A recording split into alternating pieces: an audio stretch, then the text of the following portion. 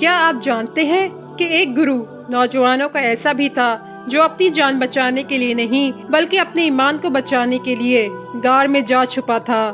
وہ دشمنوں سے ڈر کر نہیں بھاگے تھے بلکہ اللہ کی توحید پر ڈٹ گئے تھے، اور پھر ایک ایسا معجزہ ہوا جس نے پوری دنیا کو حیران کر دیا۔ وہ نوجوان صرف ایک رات نہیں، ایک دن نہیں، بلکہ 309 سال تک سوئے رہے، اور جب جاگے تو دنیا ہی بدل چکی تھی۔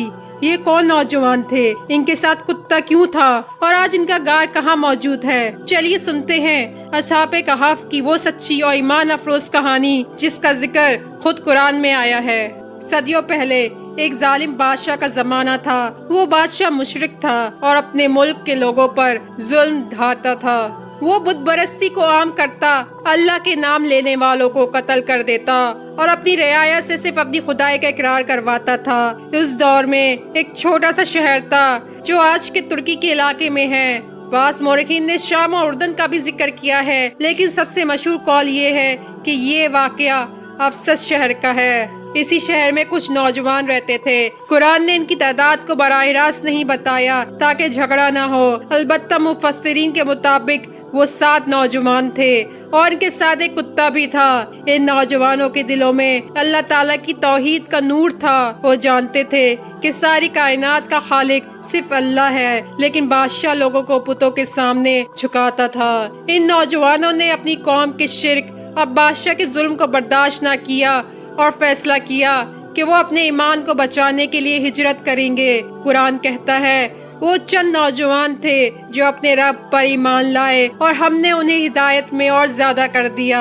یہ نوجوان جب شہر کے لوگوں کے سامنے کھڑے ہوئے تو صاف کہہ دیا، ہمارا رب صرف وہی ہے جس نے آسمان و زمین بنائے ہیں، ہم اس کے سوا کسی کو معبود نہیں مان سکتے۔ یہ جملہ سن کر بادشاہ غصے سے بھر گیا۔ اس نے ان کو دھمکی دی کہ یا تو وہ شرک قبول کریں ورنہ انہیں قتل کر دیا جائے گا۔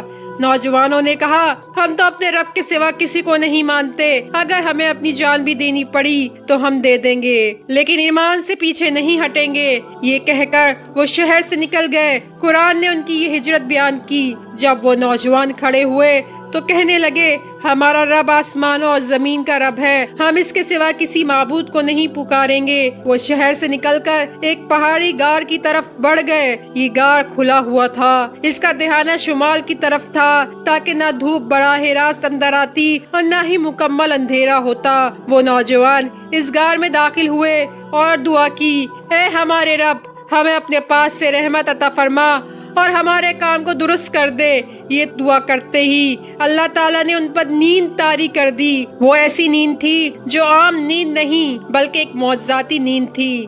قرآن کہتا ہے، اور تم دیکھتے کہ وہ سوئے ہوئے ہیں لیکن اصل میں جاگ رہے ہیں۔ ہم انہیں داہنے اور بائیں کروٹ دیتے رہے اور ان کا کتا غار کے دہانے پر پھیلائے بیٹھا تھا۔ یہ کتا جسے مفسرین نے قطمیر کہا ہے، ان کا وفادار ساتھی تھا، وہ بھی ان کے ساتھ رہا۔ اصحاب کہف اس غار میں 309 سال تک سوتے رہے۔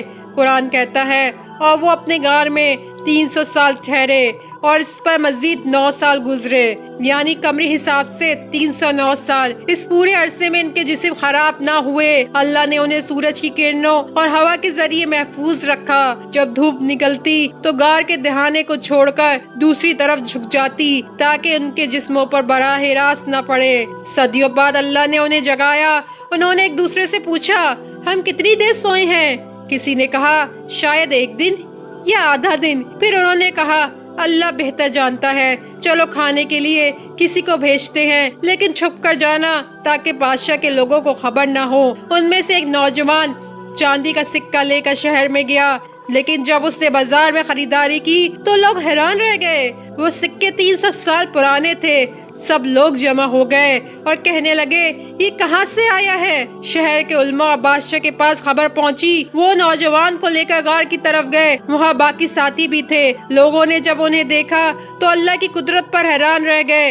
یہ زندہ نشانی تھی کہ قیامت اور دوبارہ جی اٹھنے کا معاملہ سچ ہے۔ مفسرین کے مطابق کچھ کہنے لگے ان پر ایک یادگار بنا دو، اور کچھ نے کہا ان پر مسجد بنا دی جائے تاکہ یہ واقعہ ہمیشہ یاد رہے۔ قرآن کہتا ہے، لوگ کہنے لگے ان پر ایک عمارت بنا دو، اور ان کا رب بہتر جانتا ہے۔